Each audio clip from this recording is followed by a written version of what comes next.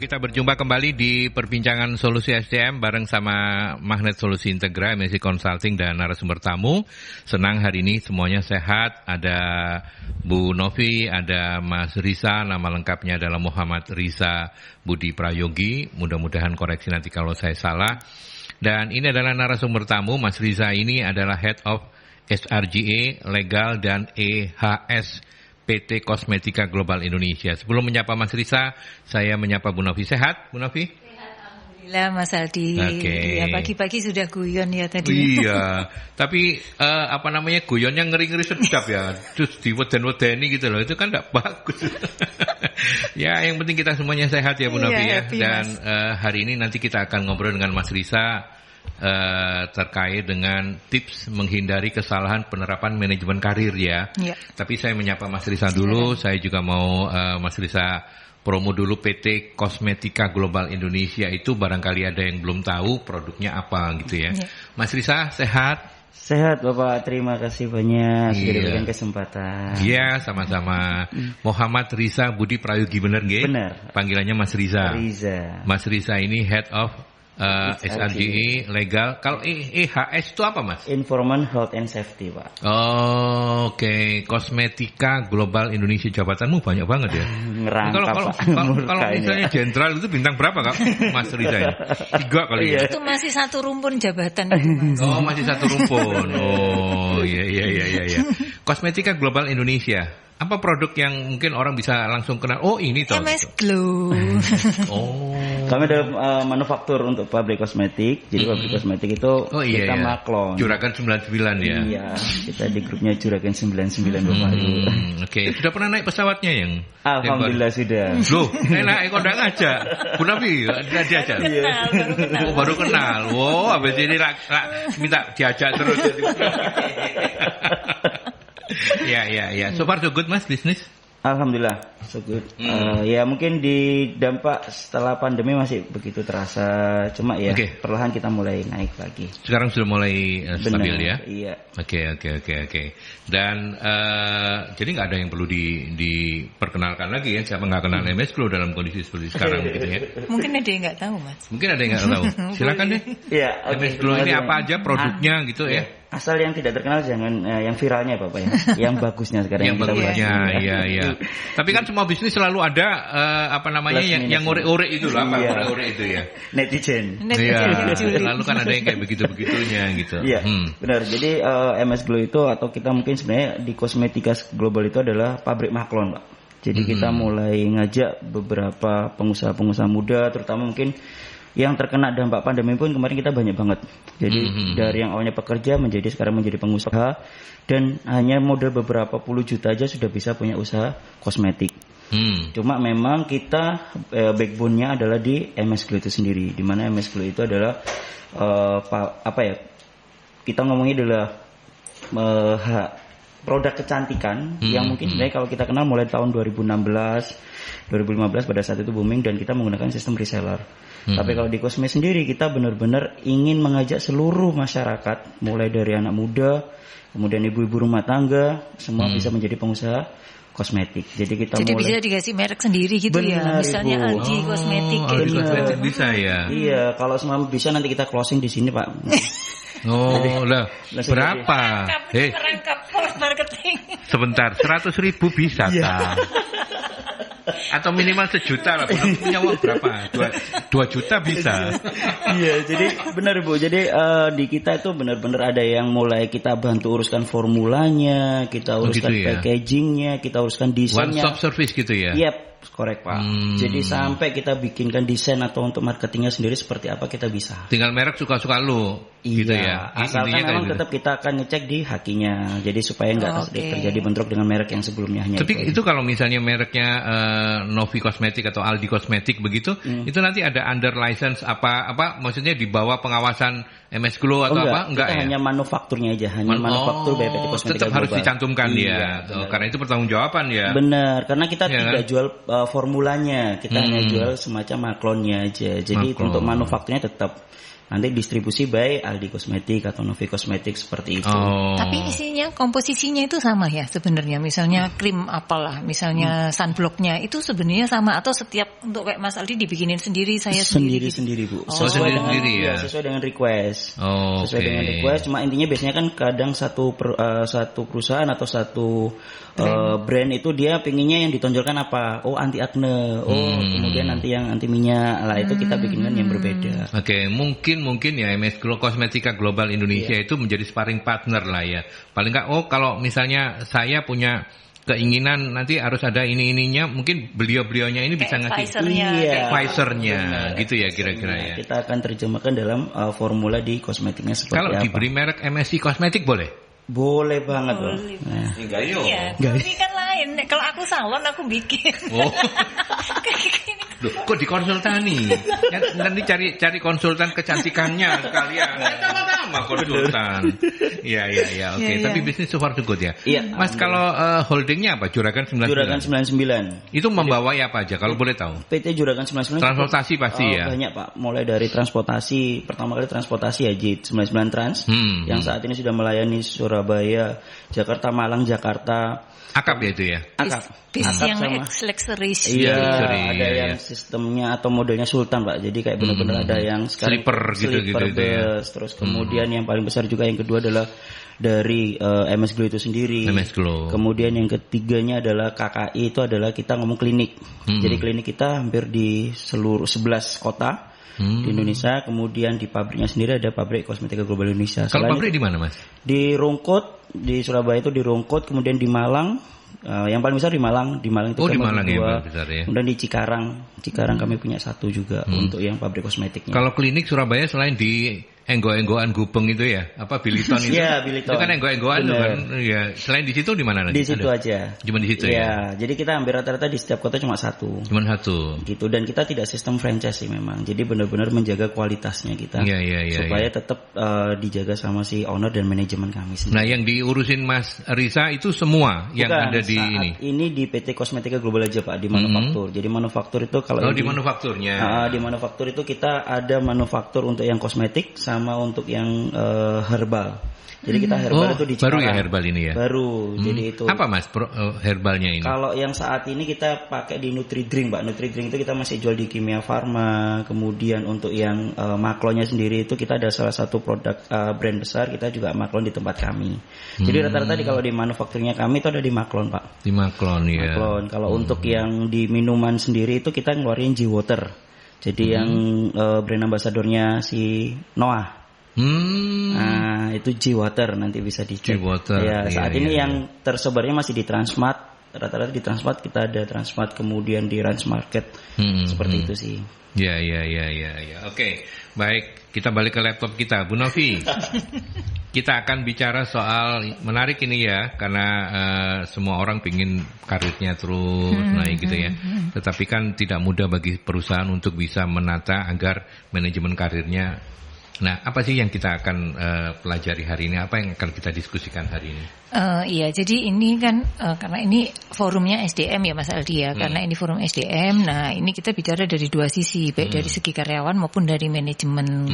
Nah, kalau kita bicara karir terkait dengan karyawan, itu kan tiap orang kepingin kalau berkarir itu ya wis posisi puncak gitu kan. Betul. Nah, posisi puncak itu kadang ada orang yang mungkin mempersepsikan tidak tepat bahwa ini selalu berhubungannya dengan jabatan, dengan uang atau gaji besar. Seperti itu kan, kedudukan atau sesuatu yang prestis lah kayak gitu, status kayak gitu. Nah, apakah seperti itu gitu ya? Terus kemudian kalau dari sisi perusahaan ya tentunya perusahaan kepingin bahwa orang atau karyawan yang di-hire oleh perusahaan dari awal kemudian berkarir, kemudian di-maintain, dikelola dengan baik di dalam perusahaan, mereka akan tetap memberikan kontribusi terhadap perusahaan. Artinya ketika mereka stay ada di perusahaan, mereka bukan hanya sekedar tinggal saja atau tetap di perusahaan, tapi mereka berkontribusi. Nah, berkontribusi itu ada sesuatu yang menarik mereka, termotivasi untuk mau bersedia mengerahkan apa yang terbaik yang dimiliki. Itu antara lain kalau misalnya kita bekerja, orang itu kan kepingin tadi itu kembali yang di awal, dari awal bawah, menengah, terus makin ke atas gitu kan. Nah, ke atas itu juga seiring dengan selain tadi tadi tuh yang sifatnya status, title atau jabatan atau gaji dan sebagainya, tetapi juga karyawan diharapkan dia juga merasa happy, satisfied dengan pengembangan dirinya, gitu. Bukan hanya sesuatu yang didapat dengan yang lain-lain yang mungkin tadi sifatnya eksternal gitu. Oke, jadi kalau pertanyaannya kenapa organisasi perlu menyusun itu hanya tidak manajemen karir itu tidak hanya sekedar naik pangkat dan naik gaji, itu karena human experience ya. Tapi ujungnya ke human experience. Ketika kemudian seseorang merasa di dalam kerjaannya itu merasa berarti, kemudian melakukannya dengan senang karena pekerjaannya sesuai dengan aspirasi karirnya, aspirasi pribadinya, terus kompetensi yang dia miliki, maka dia akan bisa berkontribusi optimal. Dia berkontribusi optimal, maka dia bisa makin luas tanggung jawabnya, makin tinggi jabatannya, seperti itu. Oke. Di MS Glow sendiri seperti apa? Di kosmetika ya, bukan kosmetika. MS Kosmetika Global. Cosme ya? Cosme. Di Cosme sendiri seperti apa, Mas? Apakah ini kan termasuk baru ya? Baru, Pak. Berapa tahun? Kita yang paling tua pasti Cosme ya? Enggak, MS Glow. MS Glow ya. MS Glow itu berarti yang apanya? Yang di produknya, Pak. Jadi dulu itu sistemnya dari repacking dulu. Jadi dia maklon juga di tempat yang lain pada saat itu owner. Jadi dia owner itu masih ke. Jadi sejarahnya MS Glow itu dulu maklon juga. Iya. Tapi sekarang udah produksi sendiri. Sekarang sudah produksi sendiri mulai tahun 2018. Seperti itu. Oke, karena punya pengalaman maklon dan berhasil, maka pengen membantu yang lain-lain untuk memfasilitasi supaya bisa sama. Supaya bisa sama gitu. Iya. Oke, yang paling tua MS Glow. MS Glow, Pak. Nah, soal manajemen karir sendiri di Cosme gimana, Mas? Oke, jadi manajemen karir tadi saya meng-highlight apa yang disampaikan Pak Aldi, dimana people experience atau kalau ngomong human experience. Jadi kalau kami menyebutnya sebenarnya people experience atau employee experience. Jadi di mana nantinya seorang karyawan itu akan, walaupun nanti sampai yang kasarnya adalah living dari Cargill, dari Cosme, itu benar-benar merasakan, saya happy banget, employee satisfaction-nya itu dapat. Jadi yang kita tentukan dari awal adalah kita menganggap manajemen karir itu adalah sangat penting, karena itu adalah kebutuhan yang paling mendasar untuk sebuah organisasi dan karyawan. Sehingga apa yang disampaikan sama Bu Novi tadi, saya juga mohon maaf, itu yang terjadi saat ini, Pak. Paradigma yang terjadi adalah karir itu adalah tentang jabatan, tentang gaji. Gaji, betul. Padahal kalau kita melihat karir itu bukan hanya button up. Tapi ketika kita diberikan satu posisi yang baru dengan coverage area yang lebih luas, tanggung jawab yang lebih luas, itu adalah salah satu kepercayaan perusahaan kepada karyawan. Berarti dia diminta untuk lebih mengeksplor dirinya sendiri. Contohnya kayak tadi Bapak Pak Aldi bilang, dulu adalah saya waktu pertama kali masuk di Cosme, itu saya hanya sebuah HRGA manager. Kemudian di 1 tahun selanjutnya adalah saya pegang CHRO, jadi saya Chief Human Resource. Kemudian sekarang saya diberikan tantangan baru, di mana saya harus pegang beberapa departemen baru, yaitu legal dan EHS. Nah, kalau kita melihat atau kalau kita men-summary itu, ini adalah hanya trik perusahaan untuk efisien, itu salah banget gitu. Dan sebuah perusahaan juga jangan hanya menganggap ketika dijadikan satu orang itu juga jangan berpikir efisien. Tapi lebih ke arah bagaimana cara mengembangkan karyawan, dan karyawan pun juga menganggap ini adalah salah satu pengembangan saya yang nantinya pasti akan berujungnya adalah harga jualnya karyawan itu sendiri akan naik, karena dia yang awalnya pegangannya satu area menjadi beberapa area. Seperti itu jarang banget dipahami sama seseorang. Iya, tapi kalau Mas Risa bilang pengembangan, nggak ada orang yang nggak percaya. Karena kan badannya mengembang juga, sama kayak saya juga. Tapi ini body shaming ya, nggak boleh ya. Nggak, tapi bercanda loh ya. Karena kan ini mengata-ngatain diri saya sendiri juga begitu. Tapi menarik ya, Mas. Manufakturnya kan ada banyak ya, di Malang, kemudian di Rungkut sama di Cikarang. Semua di bawah. Manajemennya semua di bawah Mas Risa. Iya, benar. Kantor pusatnya di Surabaya. Surabaya, bukan di Malang ya? Benar. Benar. Di mana kantor ini? Di Rungkut Industri. Tetanggaan. Benar, di Rungkut Industri. Jangan gegeran ya. Ya wes, nanti kita lanjutkan kembali. Benar. Kita ke iklan dulu ya, sebelum nanti kita lanjutkan. Oke, ada Mas Risa dari Cosme. Mas Risa Cosme itu produknya MS Glow yang paling gampang untuk dikenali begitu ya. Kalau Bu Novi itu dari MSI. Bukan MS Glow tapi MSI ya. Ya. MSI Glow juga loh. Oh, iya. Kalau pagi kan glow pokoknya glowing lah Bu Novi. Ya, tadi di awal kita menarik ya, ternyata manajemen karir itu bukan hanya bicara soal orang ini punya kesempatan untuk naik karirnya, naik jabatannya, yang otomatis itu salary-nya meningkat gitu ya. Tetapi ada beberapa hal yang juga harus diperhatikan, termasuk kalau istilahnya di Cosme itu employee experience ya, employee experience. Nah, Bu Novi, sudah banyakkah atau ini baru menjadi sebuah kecenderungan ketika kayak kita waktu diskusi sama nggak ikut ya waktu yang sama Jatim Taman Steel ya Bu Novi? Ikut ya? Paulina kan. Iya. Apakah memang ini menjadi sesuatu yang masih relatif baru ya? Manajemen karir? Iya. Enggak, sudah lama sih sebenarnya. Ya? Iya, kayak misalnya gini Mas Aldi yang kita lihat di ini loh ke pegawai negeri misalnya. Mulai dari A1A, B, C, D, 2A, B. Nah, itu sebenarnya kan itu terjemahan dari manajemen karir, Mas. Iya.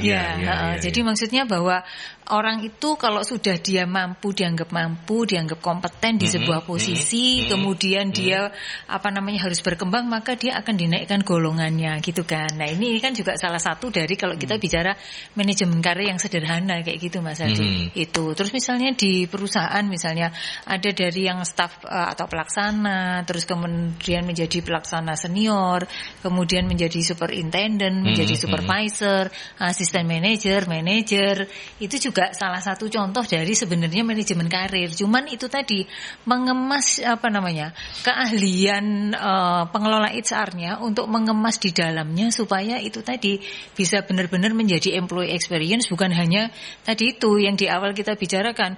Kalau pangkatnya makin tinggi sudah 4D, nah ini wis paling pol-pole kayak gitu loh Mas. Seperti itu. Jadi bukan hanya itunya, tetapi di setiap perjalanan karirnya mereka itu mereka mendapatkan sesuatu yang bermakna terhadap apa yang dia kerjakan. Di mana kebermanaan itu tadi akan memberikan value added terhadap apa yang dia kerjakan sehingga produktivitasnya juga jadi baik kayak gitu. Ya, artinya ini manajemen karir yang kita diskusikan hari ini itu adalah perluasan ya, pengembangan ya. Dari yang secara standar manajemen karir ya memang kita ngomong naik pangkat, naik gaji gitu. Betul. Jadi mengemasnya supaya kemudian sesuai dengan situasi saat sekarang gitu loh Mas Adi, sesuai dengan kondisi perusahaan. Karena ini nggak bisa copy paste, misalnya juga di kemiliteran itu kan ada dari pangkat apa tamtama ke bintara yang seperti itu kan. Jadi supaya tidak hanya itu tadi kayak orang bilang itu dari secara strukturalnya naik ke atas atau kemudian secara golongan makin tinggi, bukan hanya seperti itu gitu. Ya. Lagi-lagi kita mesti belajar dari Cosme yang tadi ketika ngobrol off air, ternyata yang harus ditangani Mas Riza ini ada 1.500-an ya, lebih gitu ya. Nah, itu artinya kan kemudian memberikan tantangan yang tidak kecil ya. Untuk mulai dari proses rekrutmen sampai kemudian mereka entah kapan mereka akan hengkang karena dapat tawaran yang lebih baik lagi, mereka udah punya satisfaction begitu ya. Nah, cerita Mas, bagaimana proses dari yang ada di Cosme dari mulai awal misalnya rekrut sampai kemudian memikirkan jenjang karir dan supaya sampai menjawab topik kita hari ini supaya nggak salah dalam menerapkan manajemen karir ini. Benar Pak, sebelum saya menjawab pertanyaan Pak Aldi, saya juga meng-highlight apa yang disampaikan Bu Novi. Jadi kalau kita melihat PNS atau kita melihat yang umum, jenjang karir itu nggak akan atau jenjang karir itu dimengerti dengan namanya masa kerja.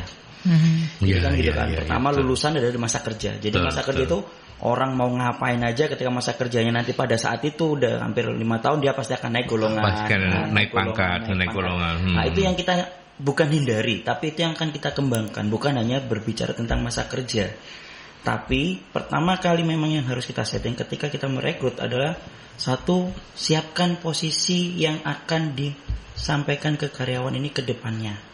Atau semua nih dari operator dia bisa sampai kemana. Ketika kita ngomong staff dia sampai kemana.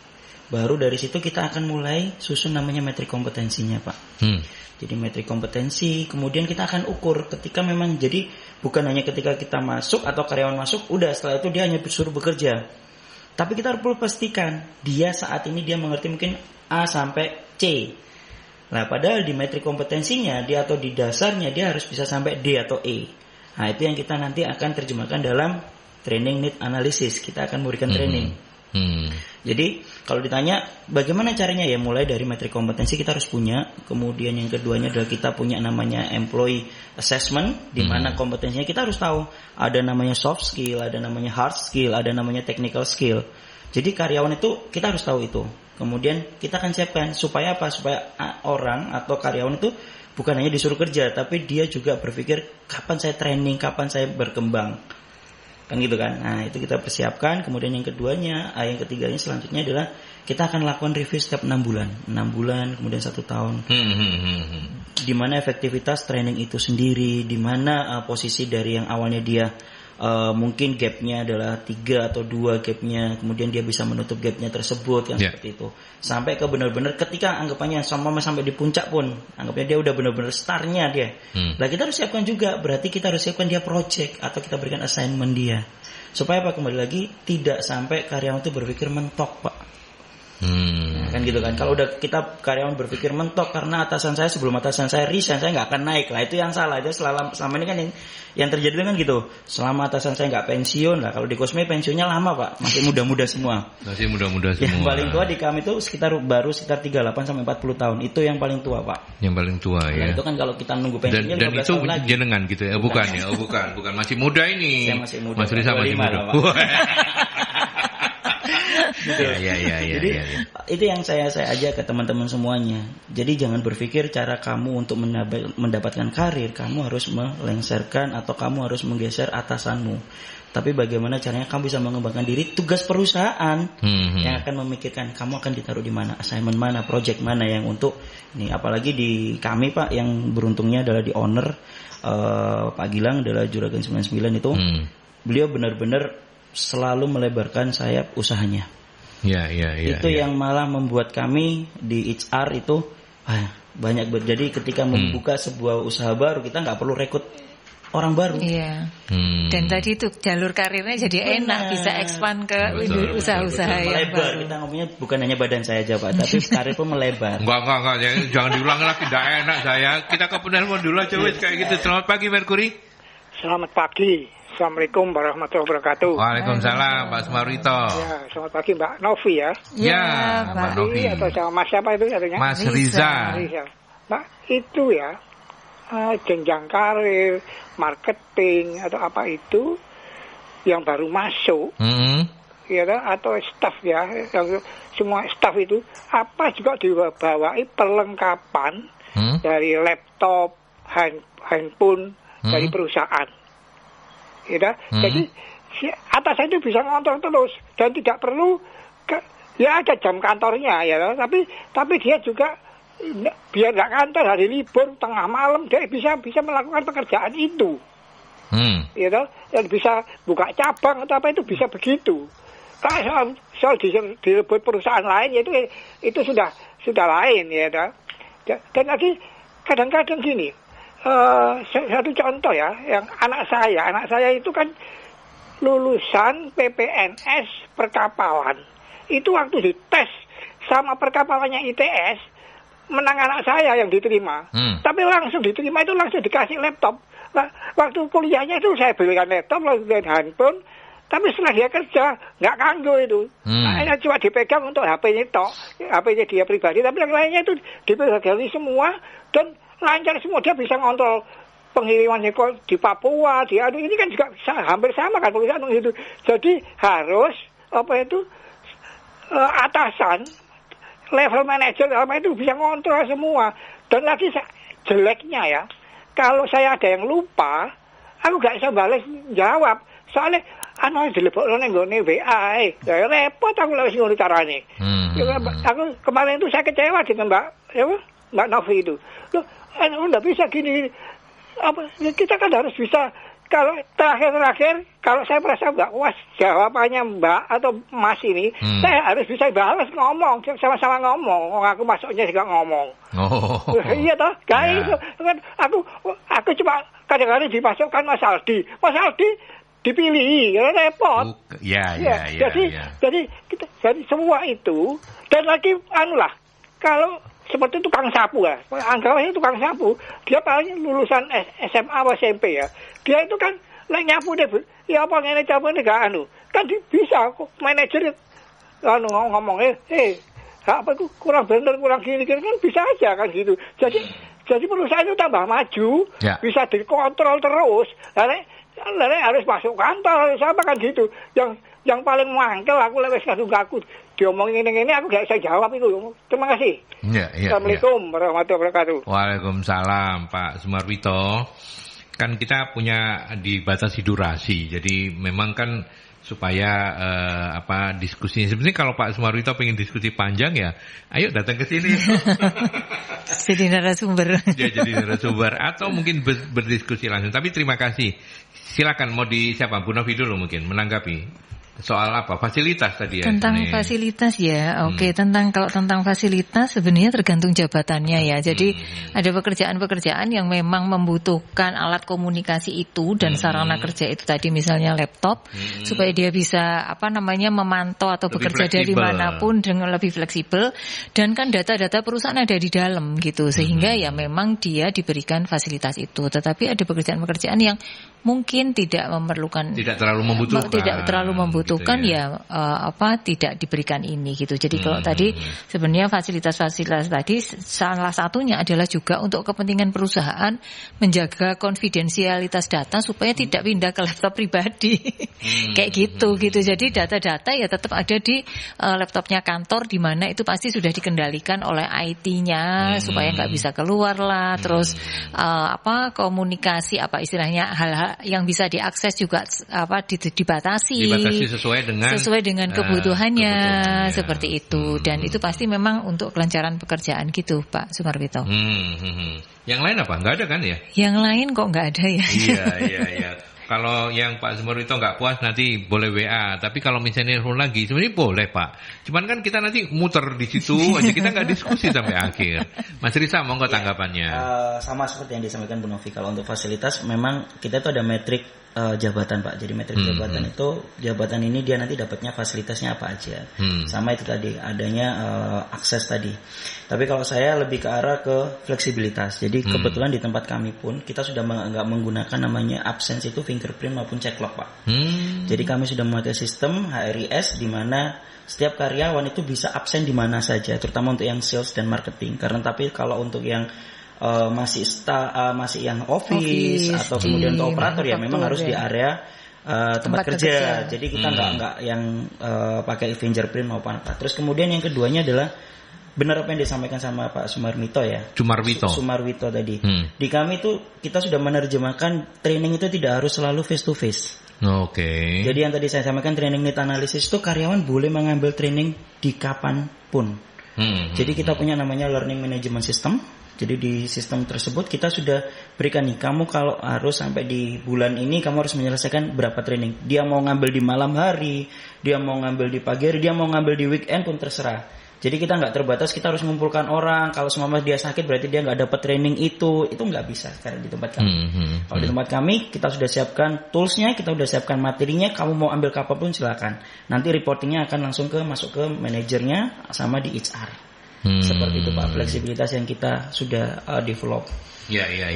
Kalau manajemen karir ini, penyusunan manajemen karir ini sebenarnya Mas Rizal, kalau dari pengalaman Anda tantangannya di mana ya? Karena orang kan kemudian yang lain-lain itu nggak penting, yang penting secara teknis dia menguasai bidang pekerjaannya kan udah cukup. Kan ada yang tapi kan hari ini kita bilang enggak, manajemen karir itu enggak cukup berhenti sampai di situ. Nah, apa tantangannya Mas untuk untuk bisa mengimbangi pendapat orang yang mengatakan wah yang penting teknis sudah. Kalau saya ngomong manajemen karir itu sama seperti perubahan, Pak. Perubahan. Jadi perubahan itu didasari atau paling yang mendasarnya dua hal. Adalah komitmen dan konsisten. Jadi komitmen itu dari karyawan maupun dari perusahaan, dia harus berkomitmen. Contoh perusahaan ya benar-benar komitmen untuk memberikan fasilitas jenjang karir atau manajemen karir. Dia harus menyiapkan karir path-nya seperti apa.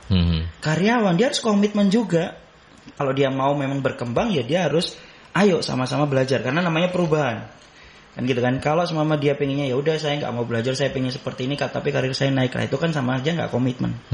Konsisten, karena apa? Konsisten itu adalah perusahaan maupun karyawan pasti akan melalui masa jenuh ketika memang ya ini lama, nggak ada ceritanya kalau kita ngomong develop HR itu kita atau develop employee itu kita nggak mungkin yang dalam 1, 2, 3 bulan bahkan sampai bertahunan. Betul. Seperti itu. Sehingga kalau kita ngomong si owner maupun pimpinan atau manajemen berpikir, oh saya mau training anak ini kemudian besok atau 2 bulan lagi dia harus bisa. Ini kan nggak bisa juga. Karyawan juga sama. Saya kan udah training ini, kapan saya mau naik jabatan, kapan saya mau diberikan tugas tanggung jawab yang lebih. Nggak bisa seperti itu juga. Jadi konsisten, yang penting kita lakukan tugas tanggung jawab kita. Insya Allah ketika sama-sama konsisten ya pasti akan dapat itu. Tapi yang paling penting adalah perusahaan memikirkan apa sih jangka panjangnya karyawannya seperti apa. Karyawan juga sama menyampaikan. Kalau karyawan ditanya kamu jadi apa? Ya jadi gini aja Pak, ya sama aja berarti kan. Iya. Artinya dua belah pihak juga harus sama-sama ini ya on track gitu ya. Iya benar. Pengen mengembangkan kemampuan ini. Bu Novi, kalau bicara soal tantangan dengan pengalaman kalau di Cosme mungkin apalagi tadi disampaikan juragannya Mas Gilang itu concern untuk terus diversifikasi sehingga peluang karirnya memang cukup banyak dan menjawab apa yang disampaikan oleh Mas Risa. Tapi kan belum tentu semua perusahaan dalam kondisi yang seberuntung dan sehebat Juragan 99 gitu. Tantangannya biasanya apa yang selama ini ada? Tantangannya itu tadi Mas, dengan ini kita dengan jabatan yang ada di tempat kita gitu, dengan apa skop pekerjaan kita, itu bagaimana kita membuat karir path-nya itu loh Mas. Jadi membuat jenjang karirnya itu seperti apa gitu kan. Itu kan juga tantangan ya Mas ya. Jadi apa namanya misalnya di pelaksana ini optimalnya sampai di level berapa misalnya, atau berapa level atau layer kayak gitu. Kemudian yang di atasnya lagi itu berapa, karena itu tadi kita dengan mempertimbangkan bahwa biasanya orang setelah 3 tahun itu dia akan merasa sudah tadi itu dengan pekerjaannya merasa sudah sangat mahir, dan memang manajemen pada saat itu sudah harus memikirkan dia nggak boleh di situ lagi, dia harus berkembang gitu supaya itu tadi dia merasa bahwa di pekerjaannya nggak sampai jenuh terus kemudian tekan ini aja kayak gitu, terus dia juga merasa ya tadi berkembang lah kayak gitu. Jadi tadi itu mengidentifikasi bagaimana kita membuat karir path yang tepat yang sesuai dengan kebutuhan organisasi kita, itu tantangan banget buat para pengelola gitu Mas. Terus bagaimana tadi itu seperti yang sudah dijelaskan di awal, bagaimana kalau kita kemudian sudah membuat seperti itu, kita ini bisa ini tadi menetapkan model karirnya, apakah yang tadi itu yang horizontal itu maksudnya dari bawah ke atas naik, atau yang kemudian ada dual karir gitu. Jadi orang itu bisa pindah dari yang struktural ke yang fungsional, yang vertikal atau supporting atau yang expert yang kayak gitu Mas. Itu juga sesuatu yang kalau dari pengalaman saya itu tadi mengidentifikasi job family itu tadi job family itu rumpun jabatan yang sesuai. Jadi kalau misalnya seseorang itu saya di HR supaya kemudian dia bisa sampai di saya staff kemudian menjadi HR manager, itu ada bidang apa saja. Nah saya harus melalui mana saja, itu di berapa lamanya, itu yang kemudian membuat kita ini akan capable di posisi HR karena kita sudah tahu beberapa jenis pekerjaan yang ada kayak gitu. Sehingga kemudian itu tadi kita merasa bahwa kita dengan pekerjaan ini kita merasa bahwa saya happy, saya satisfied dan saya merasa kompeten di pekerjaan ini gitu. Jadi itu tadi yang bikin karir path-nya, terus kemudian membuat itu tadi model roadmap-nya, menetapkan job family-nya seperti itu. Itu tantangan yang yang teman-teman dari HR itu benar-benar harus ini tadi benar-benar melihat dengan situasi yang ada. Sama terus setelah itu tadi ngisi bahwa di masing-masing itu tadi pengembangan kompetensinya dengan training, pelatihan, atau bisa dikatakan job enrichment kayak gitu, terus penugasan khusus, assignmentnya kayak gitu, itu yang perlu kita perhatikan, Mas. Gitu. Oke. Sama baik. Kalau saya boleh nambah sedikit Pak Aldi. Kalau tadi saya sempat mendengar pertanyaan Pak Aldi, apakah memang hanya teknikal? Itu kita mungkin di orang HR kurang begitu setuju.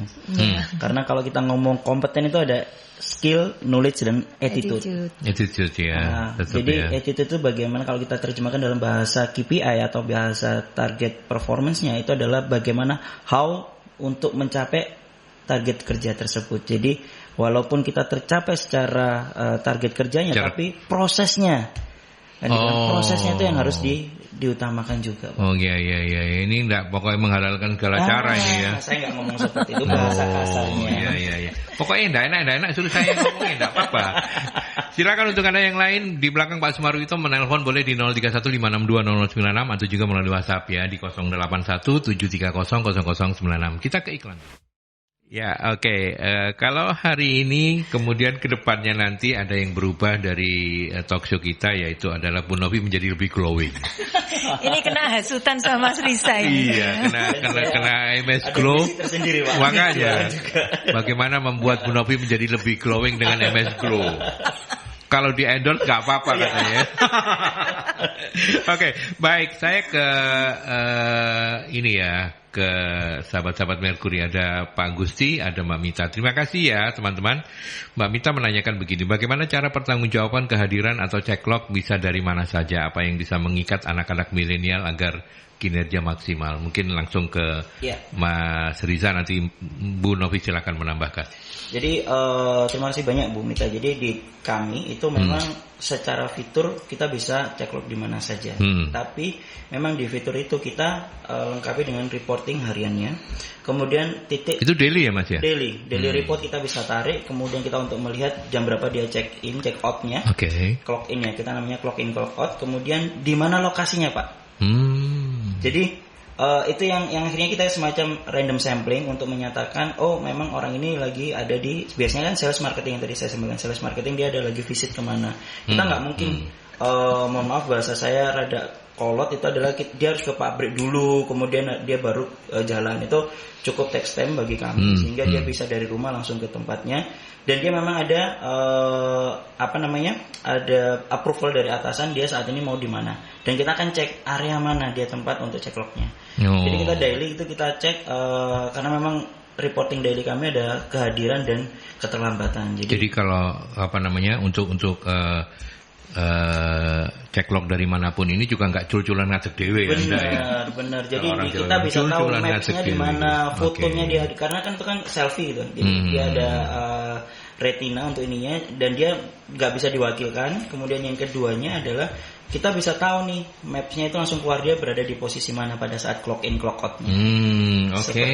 Ya itu di Cosme seperti itu ya Mbak Mita. Terus pertanyaan kedua juga menarik ya. Kalau anak-anak milenial ini lagi-lagi ditanyakan, apa yang mengikat anak-anak milenial supaya maksimal kinerjanya maksimal? Ya tadi seperti yang saya sampaikan. Jadi ya nggak munafik, semua pasti butuh uang.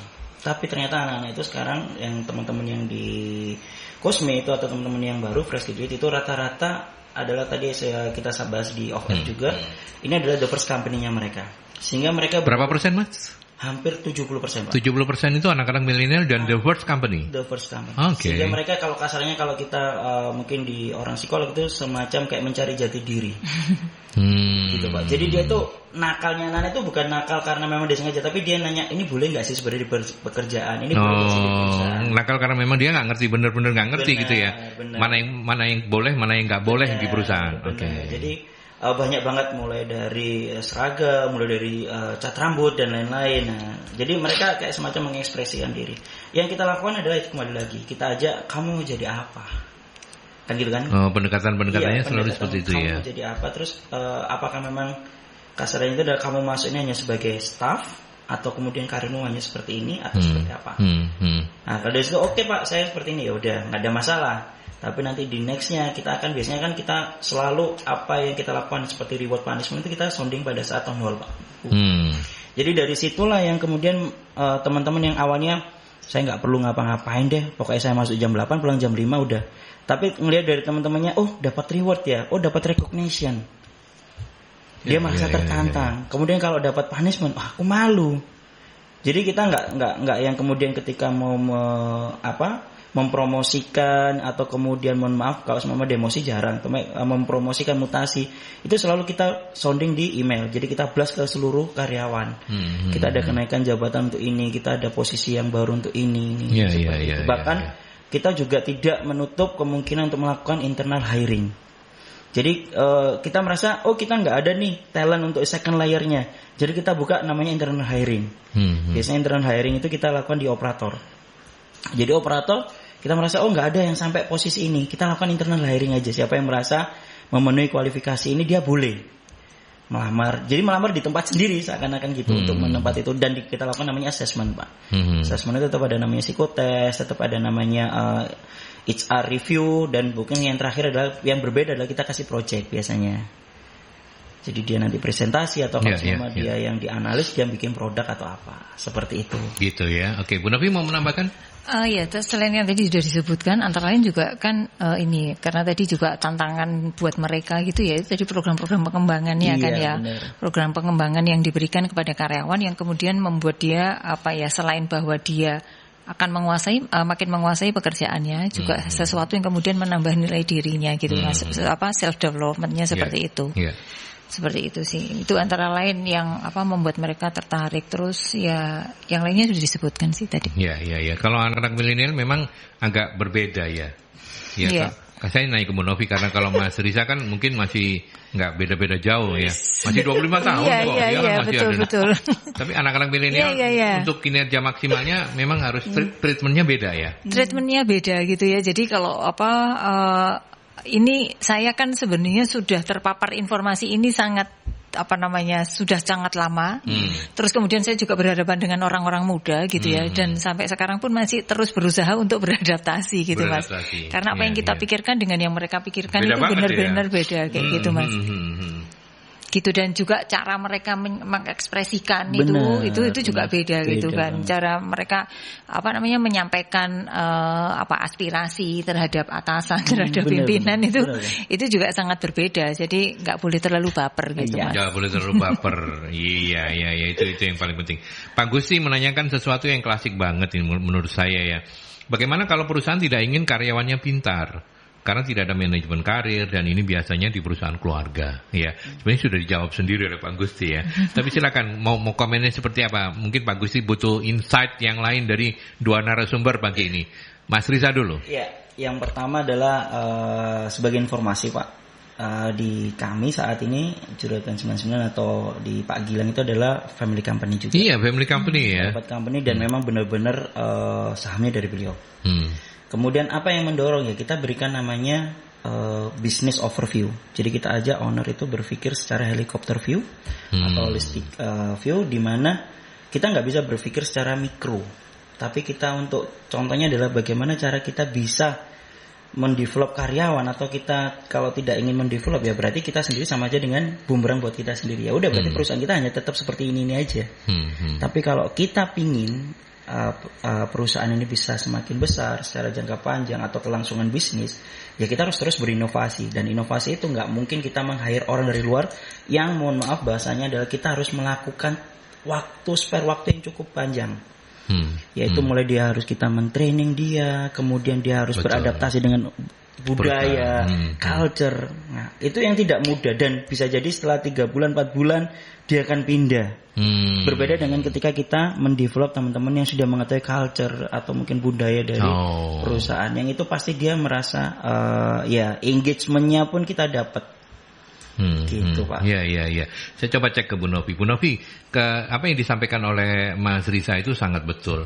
keberuntungannya adalah Mas Gilang ternyata ada di posisi yang bisa menjawab, bisa mau diajak naik helikopter tadi loh. Apa namanya, helikopter tadi. Iya, private jet bukan helikopter. Iya, bukan kan tadi helikopter view. Helikopter view ya. Kan berarti naik helikopter. Iya.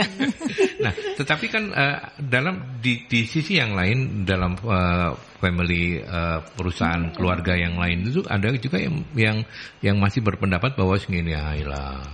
Karena kan selalu inovasi itu kan mengeluarkan biaya. Ini kan keluar biaya dulu, hasilnya mungkin memang overview-nya oke gitu ya. Tapi kan bagi yang masih kolot-kolot itu kan ngelihat, lek berhasil. Apa komentarnya Bu Novi? Jadi kan gini, saya ini sekarang juga sedang menangani perusahaan di mana ketika saya masuk itu ada karyawan yang mereka itu karena senior dan dianggap orang yang paling tahu ada terkait dengan mesin di perusahaan itu, umurnya 69 tahun dan masih bekerja di sana. Oh iya. Gitu. Jadi kalau ini mohon maaf guyonannya tuh sampai gini.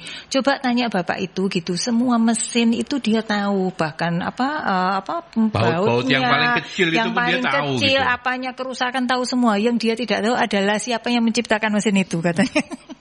Guyonannya seperti saking ngelontoknya gitu ya. Itu biasa disebut jimat tuh. Cici di rumah. Iya. Gitu. Jadi ya itu tadi naik helikopter tadi kan sebenarnya tujuannya supaya keberlangsungan perusahaan itu terjaga gitu. Betul. Nah, tadi itu kalau misalnya karyawan tidak mau perusahaan tidak mau karyawan pintar begini saja. Nah, itu tadi sebenarnya ya pertanyaannya adalah kembali ke si Pak ownernya ini tadi bahwa keberlangsungan perusahaan gimana, apakah cukup sampai segini atau memang ini karena kita sudah mendevelopnya dari awal sampai sekarang berkembang kan nggak mungkin terus kemudian kita biarkan mati mablek gitu kan ya, atau kemudian mati pelan-pelan gitu kan pasti kita tidak ingin. Nah, kita kepingin perusahaan terus berkesinambungan ya tadi antara lain dengan inovasi gitu. Terus kemudian ya itu tadi kalau kita mau perusahaan kita mau berkesinambungan gitu, itu tadi artinya kan nggak cukup karyawannya itu ya yang begitu saja, harus pinter gitu. Nggak apa-apa si Pak owner kan dia yang punya perusahaan, dia hire orang yang lebih pinter ya nggak apa-apa. Wong orang ini akan membantu dia mengembangkan perusahaan gitu kan, seperti itu. Jadi ketersediaan leader artinya bahwa itu tadi ketika kemudian orang-orangnya pinter dia akan bisa develop leader-leader yang ada di bawahnya. Nah itu tadi Mas kalau orangnya tidak dipinterkan gitu, tidak dikembangkan ya itu tadi dia juga nggak akan leader perusahaannya nggak berkembang ya wes mandek sampai di situ ya wes suksesornya nggak ada. Artinya tadi itu ketika orang ini sudah masa pensiun atau sebenarnya secara fisik pensiun itu sebenarnya kan ada hubungannya dengan keterbatasan fisik biasanya kemampuan seseorang kayak gitu. Nah ketika itu sudah tidak memungkinkan lagi ketika dia bekerja, nah itu tadi kan harusnya digantikan oleh orang lain gitu kan. Nah ketika itu orang sudah pensiun dikontrak lagi itu kan ya sebenarnya kalau tiba-tiba ini tadi sudah waktunya tiba dipanggil yang kuasa kan ya kehilangan banget, nggak punya suksesor yang akan melanjutkan perusahaannya gitu sih. Jadi sebenarnya Bapak sudah punya jawabannya itu tadi. Iya bagus sih ya. Tapi itu tadi harus cari cara Pak gitu, bagaimana ngajak owner untuk kemudian itu tadi kalau pengen perusahaannya berkembang ya itu tadi kita harus concern terhadap hal-hal itu dan terhadap orang-orang yang tadi itu yang sudah kemampuannya sangat tinggi mestinya kita capture kemampuannya. Maksudnya di capture itu mereka harus kalau ini dijadikan misalnya rekaman atau suruh diwawancara cara melakukan pekerjaannya ini seperti apa gitu, karena ya itu menjadi semacam kalau bahasanya itu di knowledge management itu ini Mas tacit knowledge. Jadi knowledge yang melekat ke seseorang gitu kayak Mas Aldi ini tacit knowledge-nya di bidang industri radio penyiaran gitu. Ini luar biasa. Jadi dia bisa diwawancara gitu ya. Kan ini misalnya sudah usia pensiun gitu ya. Diwawancara. Ini kalau ini apa? Nah, ini trik-triknya, tips-tipsnya itu Mas Aldi pasti banyak. Saya pensiun, harus pensiun. Enggak, kalau misalnya mau dipensiunkan. Enggak, tapi dipensiunkan. Udah enak namanya. Semoga nggak ada yang denger ya. Enggak. Seandainya, tapi kan kemampuannya Mas Aldi ini bisa diturunkan kepada yang lainnya tadi gitu kan. Betul. Nah, itu juga salah satu menjadi itu aspek pengembangan supaya yang di bawahnya itu tadi juga pinter karena tahu dari orang yang ahli yang sudah bisa biasa melakukannya. Oke.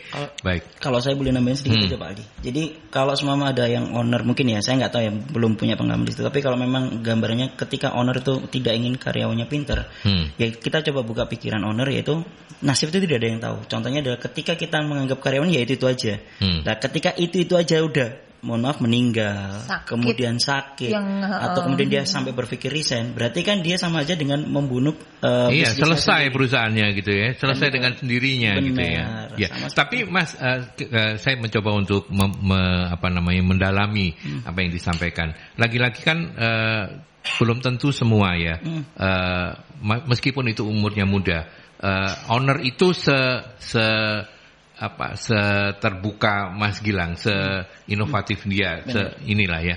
Artinya kan ada juga owner-owner yang memang tidak mudah untuk diyakinkan begitu. Overview yang sudah sedemikian rupa oke-nya itu kan cuma di atas kertas tuh. Benar. Belum terbukti gitu. Ada gak tipsnya gitu untuk bisa atau selama ini pengalaman dari Mas Riza gitu ya.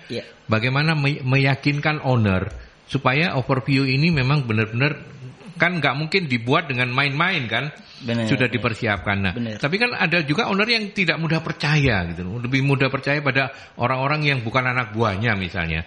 Nah itu ada tipsnya nggak kira-kira? Yang pertama adalah kita di second layer-nya owner. Di second layer-nya owner kita harus selalu memberikan namanya gambaran tadi Pak.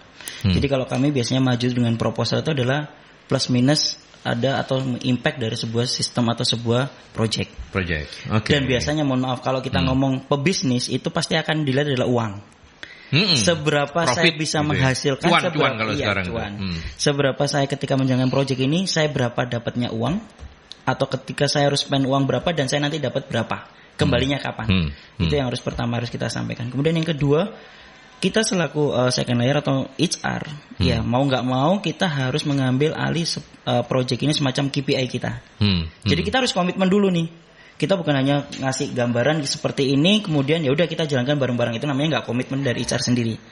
Kita orang HR adalah oke Pak, kita punya project ini, kita mau project berapa tahun, kemudian nanti setiap bulannya atau setiap berapa bulan Bapak bisa koreksi saya. Kalau memang saya off track atau kemudian project ini nggak selesai atau project ini ada masalah, berarti saya yang harus bertanggung jawab dengan ini. Itu adalah komitmen yang saya rasa mungkin ya kita coba mungkin 1-2 kali gagal, tapi insya Allah ketiga keempatnya pasti dengan seperti itu.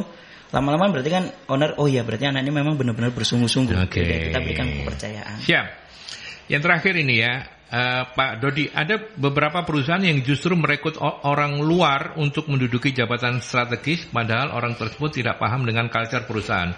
Apa yang harus dilakukan? Nah ini yang barusan tadi disampaikan juga oleh Mas Riza. Monggo silakan. Jadi kalau di tempat kami ada namanya evaluasi manajemen karir, Pak. Evaluasi manajemen karir itu dilihat dari beberapa hal. Salah satunya adalah ketika manajemen ini harus hire profesional atau professional hire untuk posisi-posisi ketika memang dia memutuskan untuk keluar dari perusahaan atau kemudian sakit atau meninggal tadi. Kalau kami alhamdulillah sih masih muda-muda ya Pak. Masih muda-muda, sehat-sehat. Amin. Iya. Enggak gitu. Sehat kok, Mas sehat. Aku melihat kamu sehat. Ya. Jadi itu yang kita nggak ngomong bisa benar-benar hindari karena kami juga masih benar-benar merangkak, tapi itu yang sedikit kami hilangkan, Pak. Contoh ada beberapa manajer di tempat kami yang saat ini juga sudah memutuskan untuk keluar, walaupun itu mulai dari awal pada saat itu. Tapi yang kita lakukan adalah kita sudah punya second layer-nya. Minimal adalah kita angkat jadi asisten manajer dulu. Sambil kita berikan beberapa project gitu sih. Jadi apa yang disampaikan atau ditanyakan tadi itu adalah merupakan salah satu evaluasi atau kita ngomong ada kegagalan perusahaan. Jadi untuk menghindari itu, maka kita harus mempersiapkan manajemen karir itu dengan baik. Seperti itu sih Pak. Karena juga pasti akan banyak hal, mulai dari mohon maaf bahasa saya kasar, orang yang di hire secara profesional nggak mau dengan dengan gaji yang murah, kan gitu. Kemudian yang kedua, dia pasti akan mempertimbangkan atau membandingkan perusahaan sebelumnya dengan, jadi sehingga ketika dia masuk dia maunya adalah seperti ini karena saya dapatnya sebelumnya adalah seperti ini. Berbeda dengan teman-teman atau karyawan yang sudah engage ke perusahaan yang sudah tahu apa sih CNB yang ada di sini, dan ketika saya sudah dihargai itu seperti apa dapatnya, itu pasti berbeda.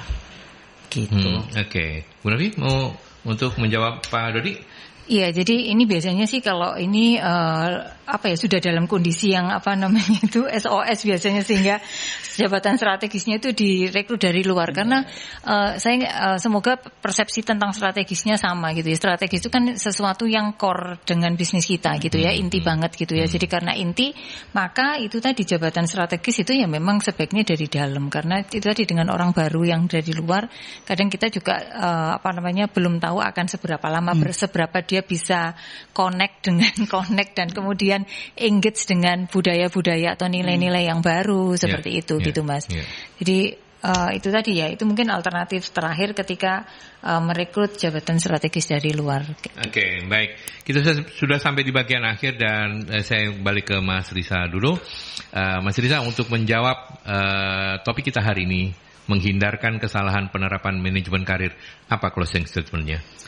Ya, yang paling penting adalah sebagai perwakilan dari manajemen kalau kita di HR, atau sebagai karyawan, karena memang hakikatnya semua yang berada di HR pun adalah karyawan, adalah kita harus menentukan nasib kita sendiri. Oke.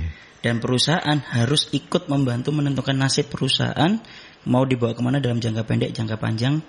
Dan kita harus mempercayakan karyawan yang engage kepada kita, itu pasti hasilnya akan ke perusahaan dengan sendirinya. Oke, baik. Siap. Oke.